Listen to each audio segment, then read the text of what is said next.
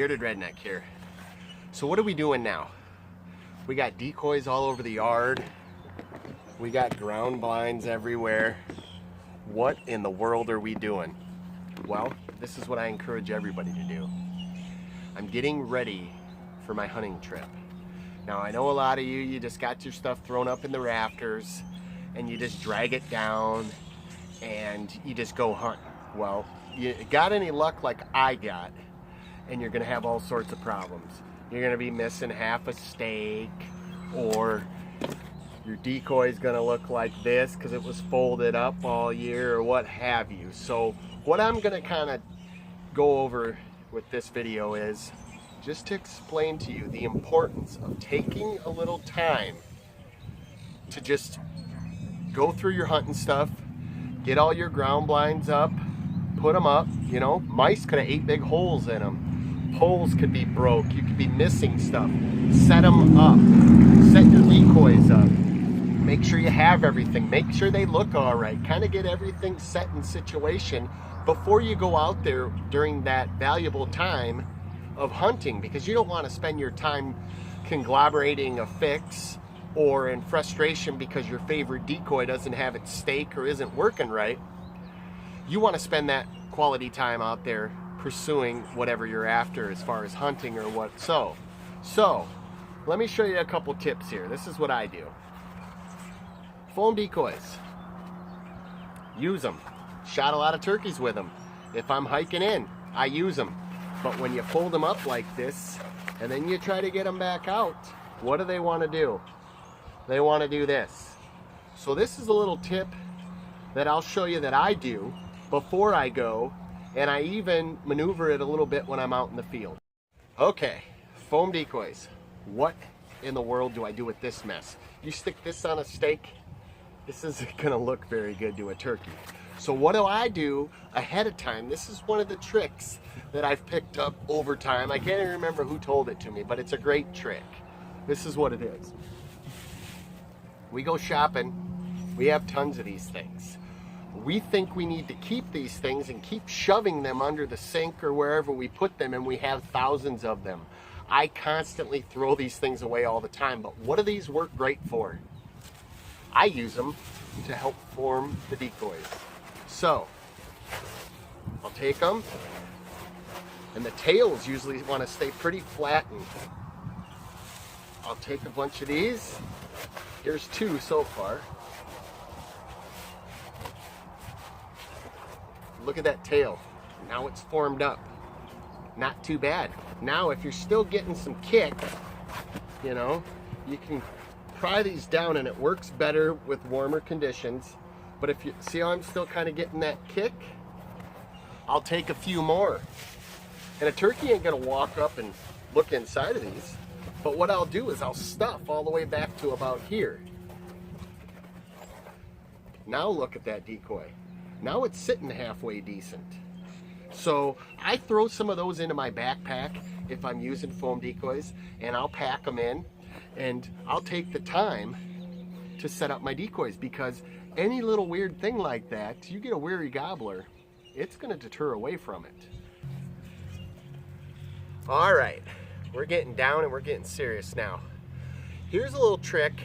Let's say you trucked in a long ways and you're using foam decoys, or you didn't, but you're using them. And see how this one's, a little movement is good. A lot of movement with turkey decoys that's erratic is sometimes horrible. So let's say you're really getting a lot of this. Well, this is usually a turkey starts to kind of get fidgety right before it gets a little crazy. So let's say your decoys are doing that. Well, this is just a kind of a simple trick that I've seen to where you can possibly stay out and hunt even if the wind's getting a little crazy.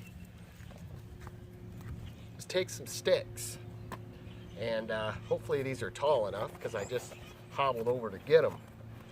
But take a stick and stick it on both sides. Holy cow, that one's kicking my butt.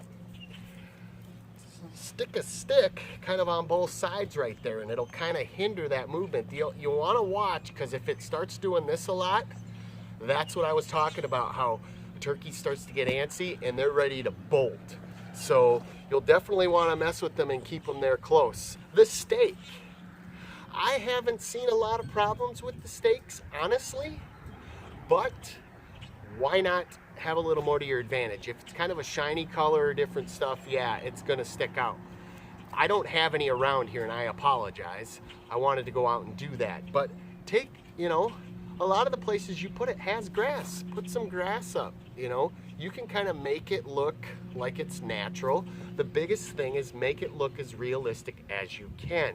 So definitely, you know, concealing the stake is going to help you. Okay, little lazy time. I'm not out doing it right now, and I wanted to get this video up, so I'm just doing this as a visual. The other thing that I can encourage is when you're practicing calling, probably don't go where you're hunting if you're not very good and you don't want to educate them. But as you can see, I put all these decoys here. Go out and spend time and listen to some turkeys. Listen to what they sound like. Listen to how they interact. Don't even really do anything right away. Just sit out there and listen to them. You will learn a ton if you just shut your mouth and listen to them. I have heard things sitting out in the field as far as just listening to them to kind of fine-tune my calling, such as gobblers purring, gobblers with almost sounds like a hen cluck, what have you. There's a ton of little minute tiny sounds that a turkey makes that are relatively simple to duplicate with your calls with some practice. That'll help you immensely to close that distance and to get that shot in. So definitely go out and be the turkey. So there's a few tips. I hope they help you. I know it's not a lot of tips, and there's a lot more tips that I know. When they come to me, I will share them with you. You know, sometimes the best time to share a tip is right out in the situation. And I will be doing a lot of that in the field. So I definitely encourage you, if you haven't yet, like my channel, subscribe to my channel, because if you like what you see here, there's gonna be a lot more of it. Now we're gonna start packing tonight, and we're gonna get ready for our trip. We're leaving in a couple days, so watch that, because when I set up, I'm gonna be doing videos on that. When I figure out my decoy placement, I'm going to be doing videos on that, and also the fun part during the hunt. So definitely stay tuned. There's a lot more to come. Till next time, we'll see ya.